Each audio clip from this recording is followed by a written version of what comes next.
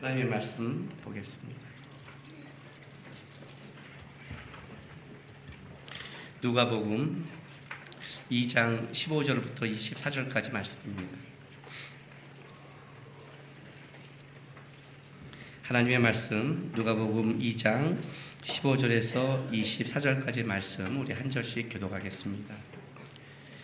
천사들이 떠나 하늘로 올라가니 목자가 서로 말하되 이제 베들레헴으로 가서 주께서 우리에게 알리신 바 이 이루어진 일을 보자 하고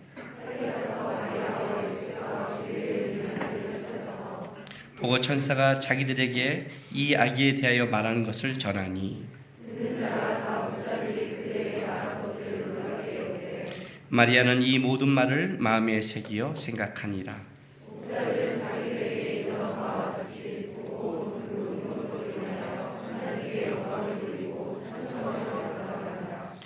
할례할 8일이 되매 그 이름을 예수로 하니 곧 잉태하기 전에 천사가 일컫는 바더라.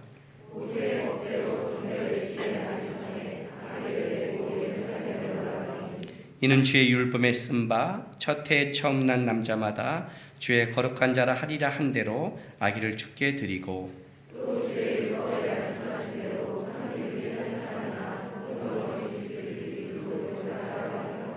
아멘. 누가복음 2장 1절부터 7절 말씀할 때 우리 서진경 전도서가 아이들에게 보여준 두 가지 그림에 대해서 얘기한 게 기억나십니까? 한쪽에는 광야가 있는데 한쪽에는 아름다운 꽃밭이 있고 아이들에게 어디가 천국 같니 그랬더니 이쪽이 천국 같다고. 그런데 예수님이 이 광야에 계셔. 그럼 어디가 천국 같니 그랬더니 아이들이 왜 예수님이 거기 계세요? 나 거기 가지 않아요. 이거 기억나세요? 예. 일주일 동안 여러분들은 어떤 삶을 사셨습니까? 가장 여기서 지금 행복하고 기쁜 사람은 아마 꽃밭 같은 삶을 살았는데 예수님과 동행한 사람이겠죠. 야, 오늘 이번 일주일이 핑크빛 삶을 살았는데 거기에 또 예수님의 응답과 함께 하심이 있으면 굉장히 행복하겠죠. 꽃밭 같은 삶을 살았는데 내가 예수님과 함께 했나? 지금 이 시간에 와서 잠깐 회개는 되겠지만 그래도 그렇게 꽃밭 같은 삶을 살았으니 그렇게 낙심되지는 않을 거예요. 광야 같은 곳을 살았는데 그래도 내가 여기서 예수님을 만났어. 그래도 광야같이 끔찍했지만 예수님과 함께 했으니까 소망이 있겠죠. 제일 끔찍한 삶은 광야같이 끔찍하게 일주일을 살았는데 예수님도 안 계신 것 같아. 이게 가장 끔찍하죠. 혹시 여기 있는 성도 중에 나는 광야 같은 끔찍한 삶이 이번 일주일 동안 있었는데 도대체 우리 예수님은 어디 계신가요? 라고 고민하는 성도가 있다면 과연 광야 같은 끔찍한 그 삶은 그것은 맞을지 모르지만 과연 예수님이 그 자리에 없었을까? 한번 생각해 보시기 바랍니다. 저는 요즘에 드라마를 옛날 드라마를 몰래 봅니다. 무슨 드라마를 보냐면 육룡의 나르샤 이후에 뿌리 깊은 나무를 봅니다. 왜냐하면 뿌리 깊은 나무가 옛날에 할 때는 제가 한두 번 대충 봤어요. 보면서 어디서 내가 그 드라마를 기억하냐면 세종 2도 한석규 씨가 하는 거기에 그 왕의 말이 나의 일상생활의 말과 너무나 일치해서 깜짝 놀랐어요. 거기 그런 말 나오죠. 지랄 이런 말 나오죠. 익숙하고 아주 정감 있는 말들 나오잖아요. 그래서 이제 그 드라마를 생각했지만 그걸 보지 못했어요.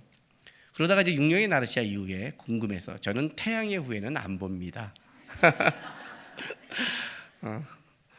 혹시 본다면 거기 한두 개 제가 아주 좋은 대사가 있어서 그걸 찾아볼지 모르지만 아직 그걸 전체를 볼 마음은 없어요. 근데 어쨌든 그래서 볼 것도 거기서 시간 나면 틈틈이 이제 잘라서 봅니다. 근데 이제 최근에 뭘 봤냐면 세종 이도 앞에 거기에 똘복이라는 애가 나오는데 똘복이가 세종을 이도를 죽이려고 이제 하다가 아예 그 궁에 들어온 장면에서 마주친 장면이 나옵니다. 그때 이제 세종 이도가 뭐라고 말하냐면, 나는 글자를 만들 건데 네가 내 옆에서 판관이 돼서 그거를 봐달라고 얘기를 해요. 그랬더니 그 똘보기가 뭐라고 말하냐면, 백성이 글자를 배울 시간이 어디 있습니까? 백성이 글자를 배울 이유가 어디 있습니까? 글자를 배우면 쌀이 나옵니까? 글자를 배우면 옷이 나옵니까? 글자를 배운다고 양반이 될 수 있냐? 그런 말을 해요. 그러면서 힘이 없어서 억울해지는 거지 글자를 못 배워서 억울해지지 않습니다 라는 말이 나와요. 확 공감되지 않아요? 우리가 살아갈 때 뭔가를 배우고 뭔가를 얻을 때 실제 우리에게 필요한 게 그것 때문이 아니라 힘이 없어서.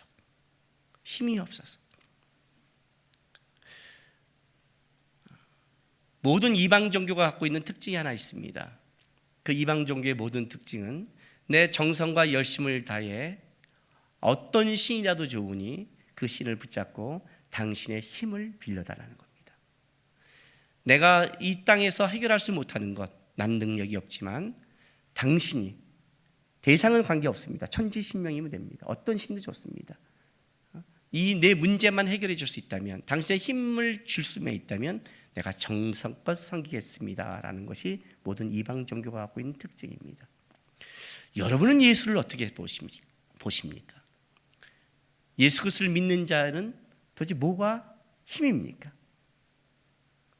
광야 같은 그 끔찍한 삶을 살아가면서 그 속에 진짜 나의 힘이 되신 여호와여 하는 여호와는 존재하고 있는 겁니까? 제가 이 말을 왜 하냐면, 예수님께서 말구에 오셨습니다. 예수님 왜 말구에 오셨을까요?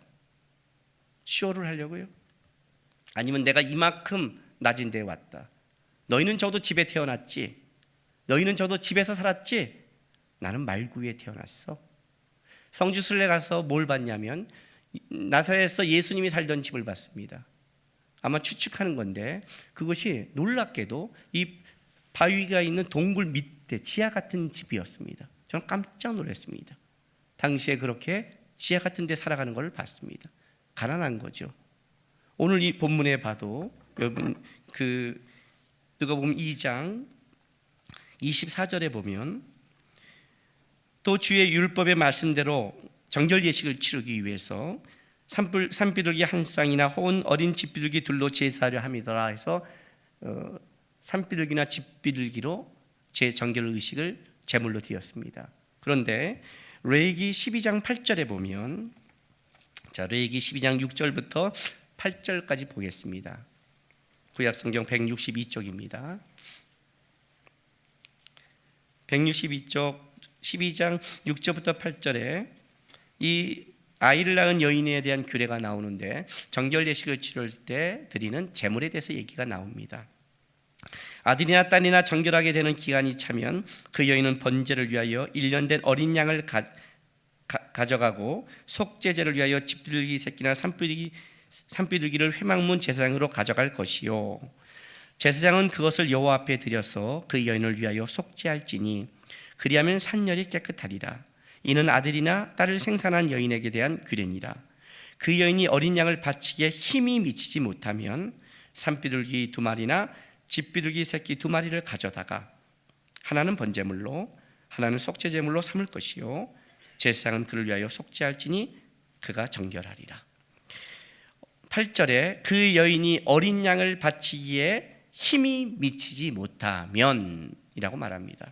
그렇다면 오늘 이 누가복음에 산비둘기 한 쌍이나 혹은 어린 집비둘기들로 제물로 드렸다는 것은 마리아와 요셉은 가난하다는 뜻이죠. 어린 양을 드리기에는 너무 힘이 붙여서 당시에 가장 가난한 사람이 드리는 집비둘기 한 쌍이나 산비둘기 한 쌍으로 제물을 드렸다는 거예요. 그럼 우리 예수님은 말구에 태어났고, 태어났을 때 새로운 대왕이 죽이는 것 때문에 애굽에 2년간 피신했다가 나사렛 동네에서 유년 시절을 보냅니다. 나사렛은 얼마나 가난한 곳이었냐면 그곳에서 선한 것이 날 것이냐고 사람들이 인정하지 않는 거기서 어린 세월을 보냅니다. 예수님 왜 이런 발자취를 걸어갔을까요? 왜요? 우리에게 어떤 사람도 나도 너만큼 낮아졌고 나도 너만큼 고생했고 나도 너만큼 힘들었기 때문에 내 앞에서 고생이란 말을 찍소리 말고 해, 이걸 증명하기 위해서 왔을까요? 왜 천사들은 목자들에게 나타났을까요? 당시의 목자들은 단순하게 어렵고 힘든 3대 일을 하는 정도가 아니라 거기서는 그 사람들은 도둑질하는 이런 취급을 받기도 했어요. 그런 사람들, 천민들, 알아주지 않는 사람들, 왜 그들에게 나타나서 얘기했고 그 목자들은 오늘 본문에 의하면 왜 갔을까요? 물론 오늘 우리 예수를 만나서 예수님을 경배하고 찬양하고 돌아갔습니다. 그런데 만약에 예수를 만나는 그 순간 속에 양 한 마리라도 잃어버린다면 이 목자들이 배상해야 되는 어마어마한 재산의 크기가 되는 겁니다. 그렇죠? 예수님을 만난다고 돈이 나옵니까? 양이 나옵니까? 쌀이 나옵니까? 지위가 올라갑니까? 아무것도 되지 않잖아요. 예수를 만난다고 그 목자들 안에 아무것도 해결되는 게 없습니다. 그냥 찾아가서 천사들이 말한 것을 전하고 마리아는 마음에 새기고 그들은 경배하며 찬양하며 돌아왔다고 그럽니다. 왜 갔을까요 도대체? 무슨 얘기일까요? 만약에 천사들이 나타나서 목자들에게 이렇게 말했습니다. 오늘날 너희를 위해서 구주가 나셨다. 왕이 나셨는데 헤롯 왕궁에서 태어났다. 이 말을 듣는 목자들은 어떻게 반응했겠습니까? 이렇게 반응했겠죠. 우와, 드디어 왕이 태어났나 보다. 그 왕이 자라면 어떤 시대가 올까? 우리가 이렇게 어렵고 힘들지 않는, 그냥 우리가 더 좀 편하고 밥이라도 먹고 좀 편한 세상을 그 왕이 만들어 줄까? 천사가 예언한 왕이니까 여기서 끝이지 않겠습니까? 그 목자들이 그 말을 듣고 너가 가서 경배하라 그러면 어떻게 왕궁에 목자들이 와서 천사들이 말하기를 오늘 여기 왕이 태어났는데 우리가 그걸 경배하러 왔습니다. 동방박사 정도 됐을 때 그것이 왕을 아련하는 거지. 목자들이 가서 그 얘기를 한다면 여러분 왕궁의 문지기가 뭐라고 그러겠습니까? 태어났다 할지라도 너희와는 상관없는 일이야. 청것들은 가서 일해 라고 쫓겨나지 않았을까요? 예수가 말구에 태어났기 때문에 누구든지 만날 수 있는 거고 예수가 말구에 있기 때문에 목자들도 가서 경배할 수 있는, 그분이 낮아진 예수가 오신 그 자리가 단순히 얼마큼 낮아졌는가 얼마큼 힘든가를 고백하기 이전에 내가 누구든지 만나고 모두를 만날 수 있고 내가 있는 그 자리가 어느 누구도 막히지 않는 만날 수 있는 그런 자리기에 예수가 구주가 말구에 있기에 목자들이 왕궁이 아니라 말구에 기꺼이 예수가 온 자리에 올 수 있었고 그걸 경배하며 찬양하며 돌아갈 수 있는 그런 자리가 예수가 오신 자리라는 거죠. 광야 같은 인생 속에 내가 살아가는 그 끔찍한 속에 하나님은 계셨을까? 내가 청년 때 항상 고민했던 게 바로 이 부분이었습니다. 많은 청년들이 목사님은 청년 때 어떤 신앙을 가졌습니까? 이렇게 말하잖아요. 뭐 야성의 신앙 그런 거 없어요. 생존 신앙이라고 했습니다. 생존 신앙. 사방이 꽉 막혀 있었는데 저에게는 무조건 예수가 있어야 돼요. 내 인생에서는 신이 무조건 존재해야 돼요. 신이 없다면, 하나님이 존재 않는다면 나는 자살할 수밖에 없는 거예요. 방법이 없는데요. 사람의 능력과 이걸로 방법이 없는데요. 하나님이 계셔야만 되는 거예요. 그래야만이 내가 버틸 이유와 하나님이 역사할 이유가 있는 거예요. 기도하면서 그런 생각을 한 적이 있었어요. 진짜 하나님이 이 자리에 있을까? 진짜 하나님이 계실까? 내가 이렇게 힘들고 이 방법이 없고 오늘 나의 기도를 들으실까? 진짜 있다면 이럴까? 청년 때 수없이 생각한 거죠. 수없이. 그러지 않겠어요 여러분? 힘들고 어려울 때 진짜 예수님은 나를 알까? 이 고민을 하는 거예요. 알 거야. 이유가 있을 거야. 이유가 있을 거야. 그분은 멀리서 오라는 자가 아니라 나의 삶의 자리까지 오시는 분이야. 분명히 이유가 있을 거야. 이것 때문에 버틴 거예요. 그게 나에게 이유가 돼야 될 거 아니에요. 내가 예수를 만날 수 있는 자리가 될 거 아니에요. 너희를 위하여 구주가 났는데 그 구주가 왕궁의 높고 높은 자리에 났다면 그게 천민들과 목자들과 무슨 상관이 있어요? 아무 상관이 없잖아요.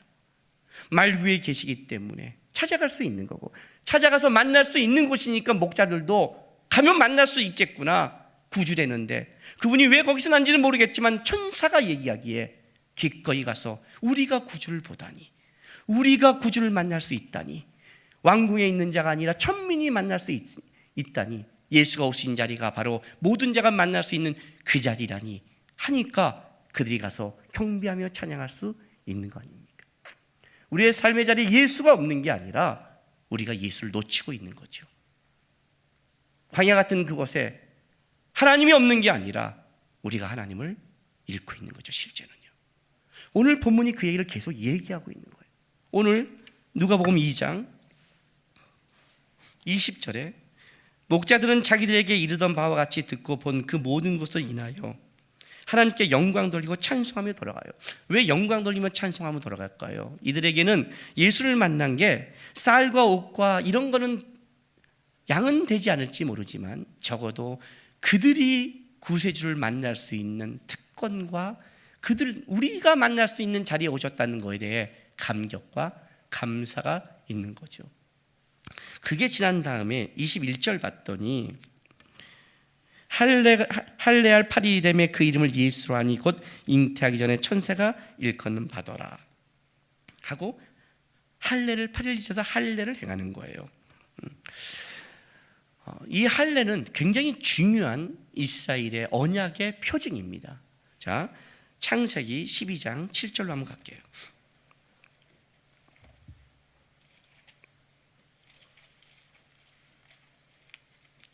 하나님께서 아브라함을 너희 본토 친척 아비집을 떠나가라고 명령하시고 아브라함이 거기에 순종해서 하나님의 말씀을 따라가면서 주 앞에 예배하고 주의 말씀을 따라갑니다. 그때 하나님께서 아브라함에게 이렇게 말씀하십니다. 12장 7절에 여호와께서 아브라함에게 나타나 이르시되 내가 이 땅을 내 자손에게 주리라 하신지라 자기에게 나타나신 여호와께 그가 그곳에 제단을 쌓고, 하나님이 뭐라고 말씀하셨냐면 너희의 자손에게 이 땅을 주겠다는 약속을 합니다. 그리고 나서 15장 5절 6절로 가면 아브라함이 묻습니다. 그럼 나의 자손은 누굽니까? 나에게 자손이 없습니다. 무지합니다. 나의 종 엘리에셀입니까? 아니다. 내 몸에서 날짜다 하면서 그를 이끌고 5절에 밖으로 나가 이르시되 하늘 우러러 무뼈를 셀 수 있나 보라. 또 그에게 이르시되 내 자손이 이와 같으리라. 아브라함이 여호와를 믿으니 여호와께서 이를 그의 의로 여기시고라고 말씀하십니다. 무별, 수많은 복수, 수많은 별들을 보여주면서 너의 자손이 이와 같다는 이 자손은 단수, 이건 예수 그리스도라고 그랬습니다. 갈라디아서 3장 16절.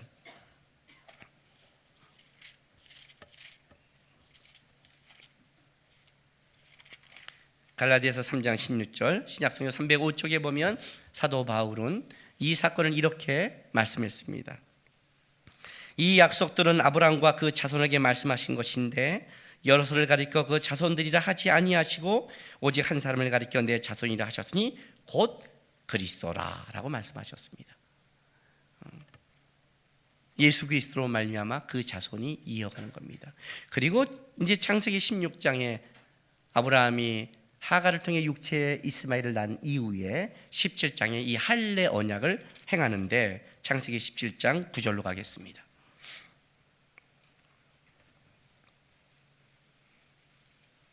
창세기 17장 9절입니다. 하나님이 또 아브라함에게 이르시되 그런즉 너는 내 언약을 지키고 내 후손도 대대로 지키라. 너희 중 남자는 다 할례를 받으라. 이것이 나와 너희와 너희 후손 사이에 지킬 내 언약이니라. 너희는 포피를 베어라. 이것이 나와 너희 사이의 언약의 표징이니라. 너희는 대대로 모든 남자는 집에서 난 자나 또는 너희 자손이 아니라 이방 사람에게서 돈으로 산 자를 막론하고 난 지 8일 만에 할례를 받을 것이라. 너희 집에서 난 자든지 너희 돈으로 산 자든지 할례를 받아야 하리니 이는 내 언약이 너희 살에 있어 영원한 언약이 되려니와 할례를 받지 아니한 남자 곧 그 포피를 베지 아니한 자는 백성 중에서 끊어지리니 그가 내 언약을 배반하였습니다. 분명히 아브라함과 맺은 약속이지만 그러나 아브라함의 자손이라고 해서 모두가 구원받는 게 아니었습니다. 이 언약의 표징이 있어야 되는 겁니다. 예수님은 태어나서 이 할례 의식을 행합니다. 다른 말로 할게요.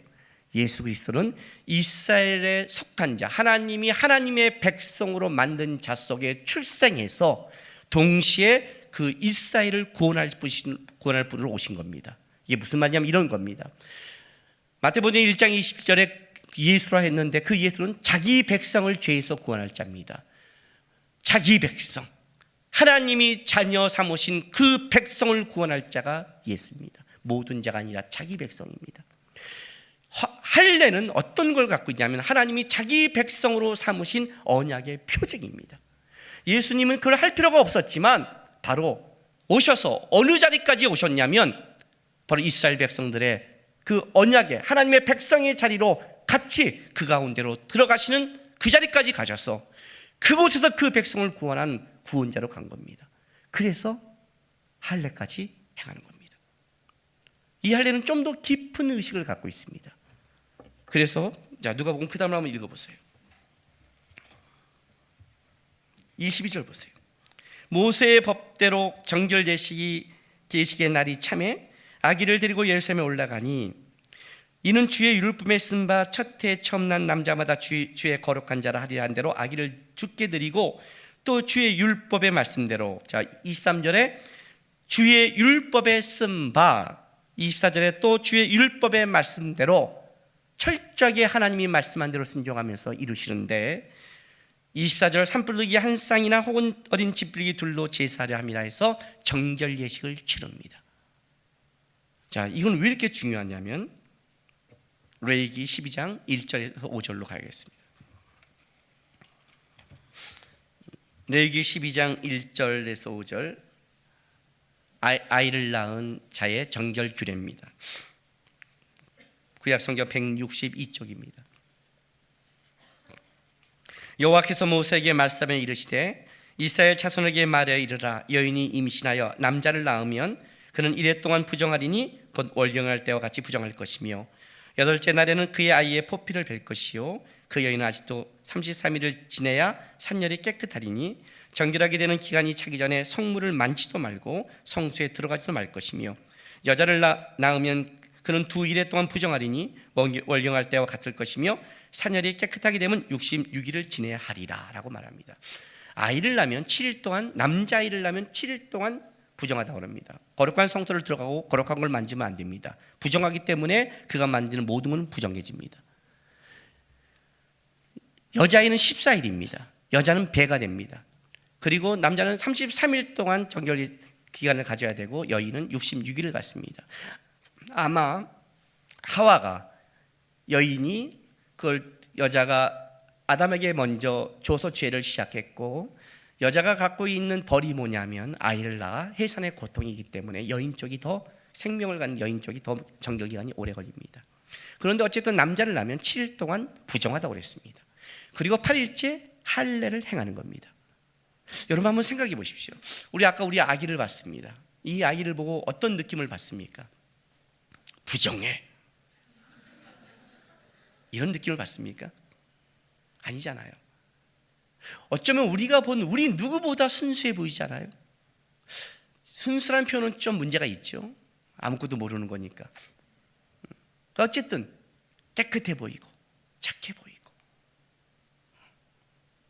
그래서 만약에 우리가 가장 가슴 아픈 것 중에 하나가 그 어린아이들이 꽃도 피워보지 못하고 만약에 죽을 때 도대체 저것들이 무슨 죄가 있다고, 저것들이 무슨 일을 했다고, 저것들에게 뭐가 있다고 저렇게 저런 일을 겪어야 되나 우리 스스로 한탄하고 한숨을 쉬잖아요. 근데 성경은 이렇게 얘기하는 거예요. 그 아이가 태어났을 때 우리가 보기에는 그렇지만 그 아이는 죄 가운데 태어났다는 겁니다. 부정하다는 거예요.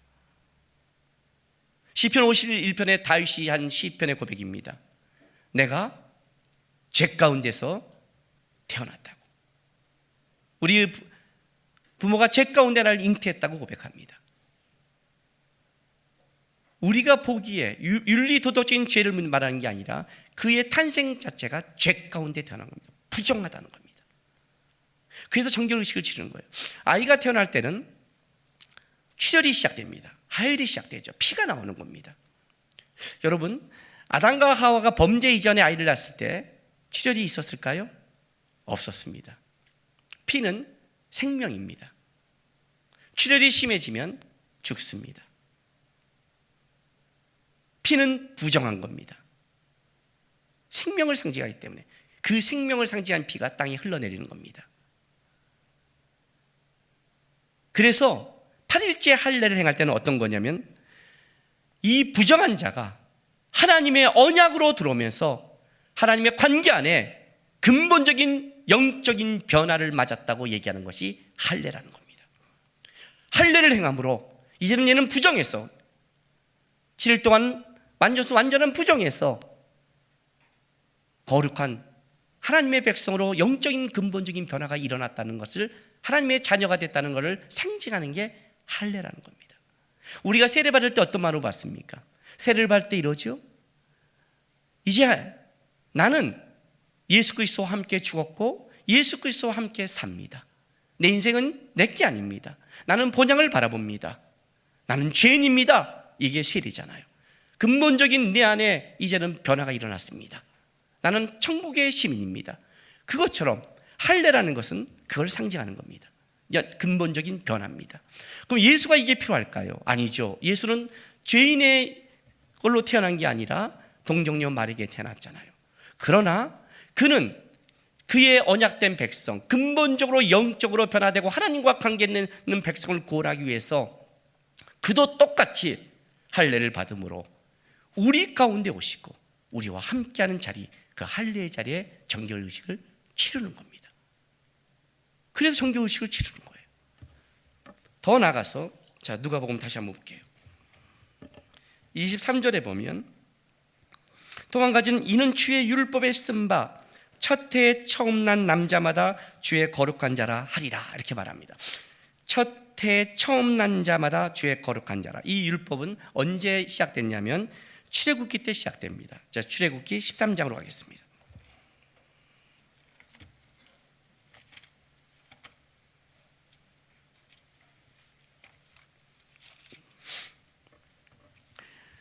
출애굽기 13장 2절에 보겠습니다.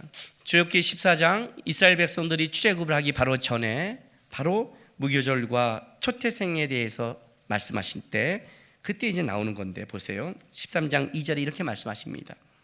이스라엘 자손 중에서 사람이나 짐승을 막론하고 태에서 처음 난 모든 것은 다 거룩히 구별하여 내게 돌리라. 이는 내 것이라 하시리라. 처음 난 자는 하나님의 거랍니다. 왜 하나님 거냐면 자, 13장 12절 보겠습니다. 12절 너는 태에서 처음 난 모든 것과 내게 있는 가축의 태에서 처음 난 것을 다 구별하여 여호와께 돌리라. 수컷은 여호와의 것이니라. 나귀의 첫 새끼는 다 어린 양으로 대속할 것이요 그렇지 하지 아니하려면 그 목을 꺾을 것이며 내 아들 중 처음 난 모든 자는 대속할지라.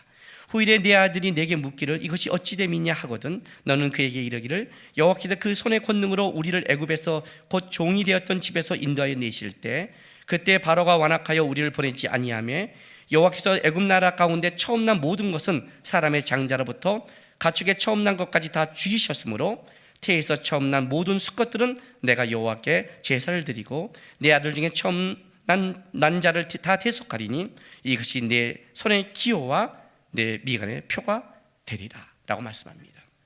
자, 무슨 말이냐면 이스라엘 백성들을 애굽에서 끄집어냈을 때 마지막으로 이스라엘 백성들을 하나님이 징치한 게 바로 장자의 죽음입니다. 장자의 죽음은 굉장히 중요한 상징을 갖고 있습니다. 장자는 그 집안의 힘의 기력의 시작입니다. 왜냐하면 장자가 태어나야 그 다음에 차남, 삼남이 태어나지 않겠습니까? 너 몇째냐? 둘째예요. 형 있네? 없어요. 누나는 없어요. 그러면 처음에 태어났죠. 근데 너가 첫째 아니야? 둘째예요. 이런 거 없죠. 그렇죠? 첫째가 태어나야 둘째가 있는 거잖아요. 첫째의 태를 열어줘야 그 집안에 이제 자손들이 이어지잖아요. 그 장자는 그 시작이라고 해서 기업을 줄 때 배를 줍니다. 장자를 죽였다는 것은 애굽의 기력의 시작을 힘의 근원을 하나님이 끊어버린 겁니다. 그래서 바로가 보내는 거예요. 그런데 그 죽음의 신이 내려왔을 때 애굽의 장자만 죽었습니까? 아니죠. 이스라엘의 장자들도 죽었죠. 이스라엘 장자들은 대신 양이 죽었죠. 장자를 죽이러 지금 죽음의 신이 내려온 겁니다. 그런데 대신 양의 피로 문지방과 무설주에 발랐더니 죽여야 될 자가 죽어버리면 죽일 자가 없지 않습니까? 죽일 자가 없는 것은 유월한 겁니다. 대신 양이 죽었기 때문에 모두 어쨌든 대신 죽던 장자가 죽던 다 죽어야 되는 겁니다. 이것 때문에 처음 난 시작과 기력은 누구의 것이라고요? 하나님의 것이다. 그래서 나중에 이스라엘 백성이 최고를 할 때 이 장자 하나님의 것을 하기 위해서 레위 지파를 다 드립니다. 이때 나온 레위 지파는 2만 2천 명이 나옵니다. 그런데 레위 지파가 2만 2천 명이었는데 그 당시에 이스라엘의 장자들은 2만 2,273명입니다. 확인 좀 해보겠습니다. 틀렸네요. 273명이라고 했나요? 맞습니다.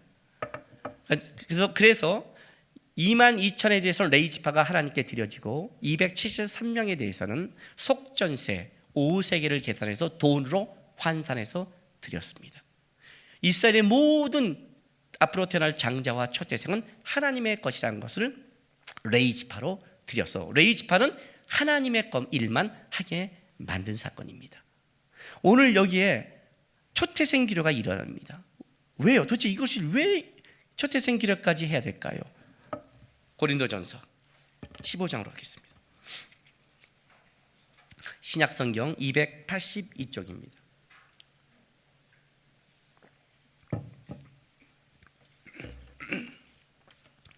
(282쪽)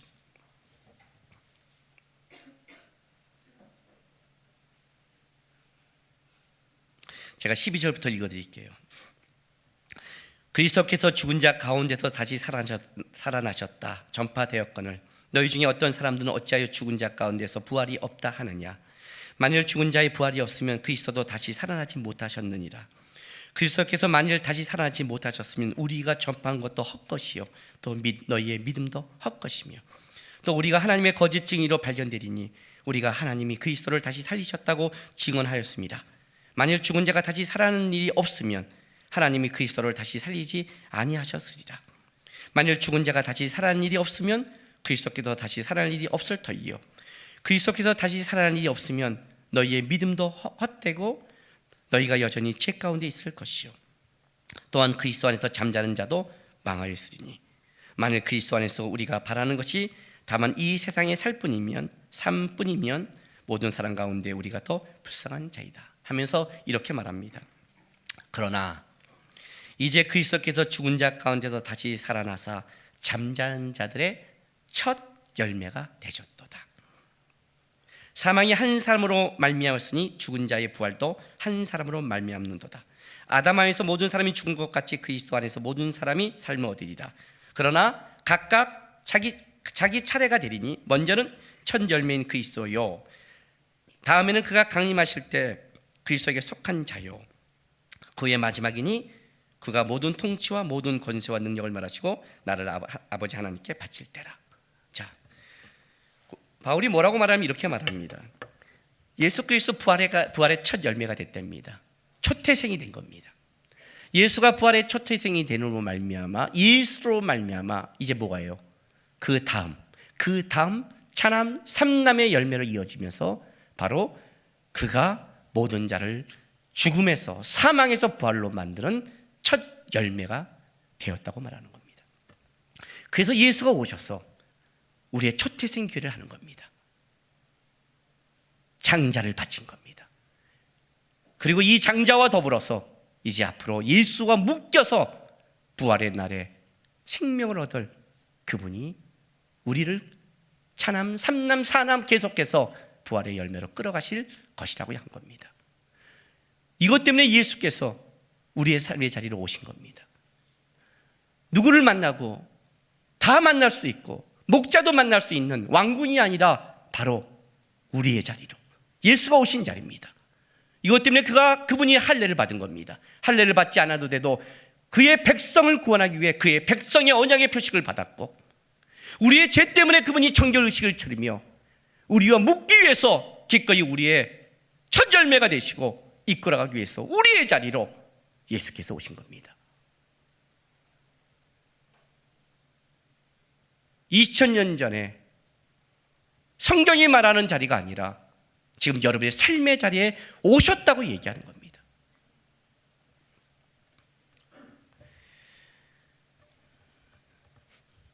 지난주 목요일 날 마커스의 최영환이라는 M3 대표를 간증에 세웠습니다. 저번에 한번 3년 전에 우리 교회에서도 간증시킨 적이 있습니다. 젊은 사람이고 젊을 때 하나님의 부르심을 받아서 지금 열심히 사역하고 있습니다. 이분이 어떤 간증을 하냐면 자기가 군대를 갔는데 장교로 갔답니다. 근데 그 장교로 갔는데 뺑뺑이를 돌려서 최전방으로 떨어졌답니다. 최전방, 바로 넘으면 북한이 보이는 곳. 거기 가서 가장 힘든 게 뭐였냐면 교회가 없어서 힘들었답니다. 그래서 예배를 드는데 드릴 수가 없어서 줄넘기 예배를 드렸답니다. 도지한테 줄넘기를 갖고 체력 훈련하려고 밖에 나서 돌리면서 그러면 예배를 기도하고 예배하고 기도하고 이렇게 했답니다. 그렇게 열심히 하고 하나님 여기 교회가 있으면 좋겠습니다. 교회가 있으면 좋겠습니다 라고 했습니다. 어느 날 이제 식당에서도 기도하면서 간절히 기도하니까 그의 상사인 이제 소령께서 야, 너 이렇게 뭘 왜 이렇게 기도하냐 그랬더니 여기에 교회가 생겼으면 좋겠어요 그랬어요. 야, 여기 어떻게 교회가 생기냐? 여기는 민간이 못 들어와. 어떻게 교회가 생기니? 그따위 기도하지 말고 나의 진급을 위해 기도해라. 그렇게 말씀했대요. 그런데 기도했는데 어느 날 있는데 밑에 이제 민간인 못 들어오게 밑에 저 밑에 보초가 지키는데 연락이 왔답니다. 민간인이 여기를 들어오겠대요. 그래서 안 되지 했더니 그런데 장군이 여기를 들어가라고 통행증을 써줬대요. 그럼 들여보내야지. 힘이 있는 분인데. 해서 들여보내 했더니 들여보내부터 자기 자리까지 차를 갖고 40분을 달려왔답니다. 진짜 이제 꼬불꼬불한 곳이죠. 막는 것이. 무슨 일로 오셨습니까? 했더니 그분이 뭐라고 말하냐면 교회를 새로 왔습니다. 그러더래요. 교회를요? 어떻게 해요? 그랬더니 그 전까지 여기 장군이 독실한 불교 신자였는데 그때 기독교인으로 바뀌었답니다. 그리고 어느 교회에서 교회를 좀 세우고 싶어서 많은 사람이 돈을 모았는데 어디에 세울까 하다가 이 장군을 만났는데 그곳에 교회를 세우면 좋겠다고 얘기해서 교회를 세우려고 했다고 들어와서 교회를 세운 겁니다. 그리고 그 교회는 주일에 한 번씩 이제 근처에 있는 목사님이 오셔서 예배를 드렸답니다. 기적이 벌어졌습니다. 그걸 했더니 그때 소령이 불러서 이렇게 말합니다. 진짜 나의 진급을 위해 기도해달라고. 진짜 나의 진급을 위해서 그렇게 말했답니다. 이 최영환 대표는 군대에서 우유과학대학이라는 편지를 쓰고 4년 동안 전 세계에 다니면서 그 사람을 만나면서 그리고 꿈을 갖기 시작합니다. 그는 어디서 이 비전을 받았냐면 예수님이 베드로에게 갈릴리 바다에서 만약 주식으로 날 걷기 해서 할 때 와라 하는 거기서 이 비전을 봤답니다. 그래서 이 사람의 그 메일 이름은 아웃보트입니다. 보트 밖으로 나가라는 겁니다. 자기가 하나님께 받은 건 이거랍니다. 베드로가 물 위를 걸었다는 게 중요한 게 아니라 물 위에 빠졌다고. 그걸 갔을 때, 그런 물 위에 빠졌을 때 예수께서 그의 손을 잡고 벌떡 일으켜서 보트 안으로 데려왔다는 겁니다. 보트 안의 상황을 한번 상상해 보라는 겁니다. 걷지 않는 멀쩡한 11명의 제자와 그 밤바다에 물에 빠져서 덜덜덜 온몸이 물에 젖은 덜덜덜 떨고 있는 베드로. 예수님이 그를 그 집에서 손을 잡고 일으켰다면 한쪽이 욱신욱신할 수 있는, 몸은 욱신욱신하고 벌벌벌 떨고 있는 베드로. 그러나 그걸 보고 있는 다른 11 제자와 주님의 명령에 보트 밖에 나가서 물에 빠졌지만 떨고 있지만 주님이 그를 붙잡아서 끌어다 앉혀놓고 그를 경험한 베드로와 그 베드로가 어떻게 했냐는 거예요. 빠진 게 중요한 게 아니라 예수가 빠지는 그 순간에 붙잡아서 일으켜 주니까 담대하게 나가라고 얘기한 거예요. 이게 한 사람의 간증이라고 생각하십니까? 저는 우리 성도들에게 요즘 이렇게 기도하고 있습니다. 이런 간절함이 생깁니다. 2000년 전의 목자들의 이야기로 하면 안 됩니다. 베드로의 이야기만 들으면 안 됩니다. 여러분, 왜 여러분에게 기도하라고 하신 줄 아십니까? 왜 여러분에게 예배하라고 한 줄 아십니까? 예배 자리에 왜 나오셨습니까? 여러분 왜 기도하십니까? 왜 말씀을 봅니까? 뭐 때문에 하십니까?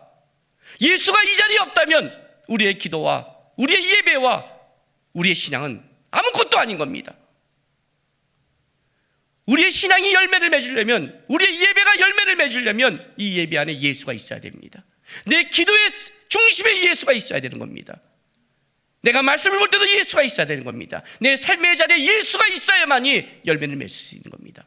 기도하라 할 때는 예수가 있기 때문에 기도하라는 거고, 예배를 드릴 때는 예수가 있기 때문에 예배하라는 거고, 소망을 갖고 살라는 것도 우리의 삶의 자리에 예수가 오셨기 때문에 목자들을 만나시려고, 누구든지 만나려고 말구에 오신 것처럼 어떤 자리에도 오시는 겁니다. 죄 가운데 허덕인다고요? 우리를 위해 정결례식을 치렀습니다. 기꺼이 죄 가운데 왔습니다. 기꺼이 부정한 의식 속에 할례를 행했습니다. 주님이 그 자리까지 와서 우리의 하나님이 됐고 우리를 끌어간다고 약속했습니다. 그게 우리의 주님입니다. 여러분 기도하십니까? 진짜 주님을 붙잡습니까? 나의 삶의 자리에 계신 우리 주님, 나의 끔찍한 그 삶의 상황에도 역사하시는 우리 주님, 내가 빠질 때 나를 붙잡아 일으키는 예수가 있기 때문에 나는 예수에게 기도하고 예수를 붙잡고 살아갑니다. 그런 신앙이 계십니까 여러분? 많은 신앙들이 너무 종교적이 됐습니다.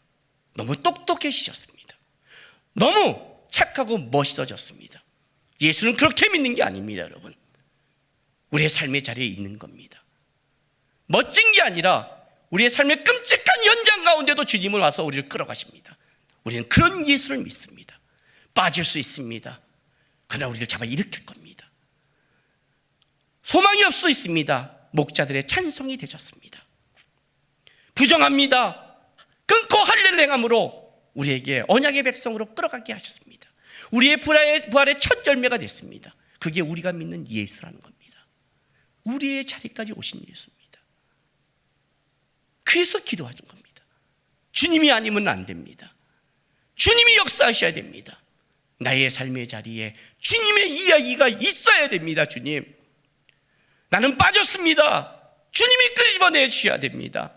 나는 소망이 없습니다. 주님이 노래가 되셔야 됩니다. 나는 죄의 허덕입니다. 주님이 정결케 하셔야 됩니다. 주님은 그런 자리에 있는 겁니다.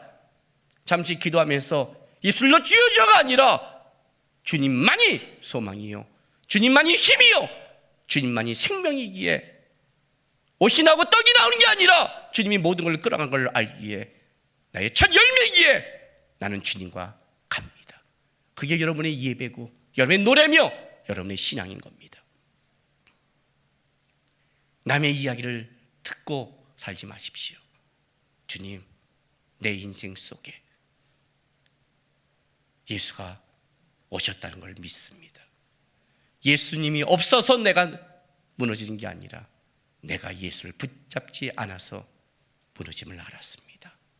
내 인생 속에 예수님이 함께한 노래와 이야기가 목자들의 경배와 찬양이 나의 경배와 찬양이 되기를 하나님 인도해 주십시오 하면서 간절히 기도하고 간절히 예배하며 예수와 함께 살아가는 인생 되시기를 바랍니다. 기도하겠습니다. 이 시간 우리 좀 다짐의 기도 하겠습니다.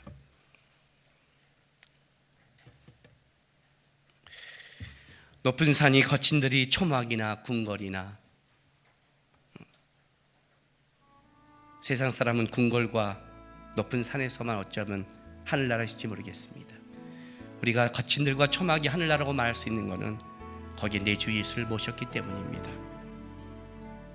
주님, 이것이 내 마음속에 이루어지기를, 내 가정과 내 삶 속에 예수를 모심으로 천국이 이루어지기를, 예수를 모심으로 예수와 함께한 이야기가 쓰여질 수 있기를 하나님 역사해 달라고 이 시간 기도하며 간절히 주 앞에 나가겠습니다. 기도하겠습니다.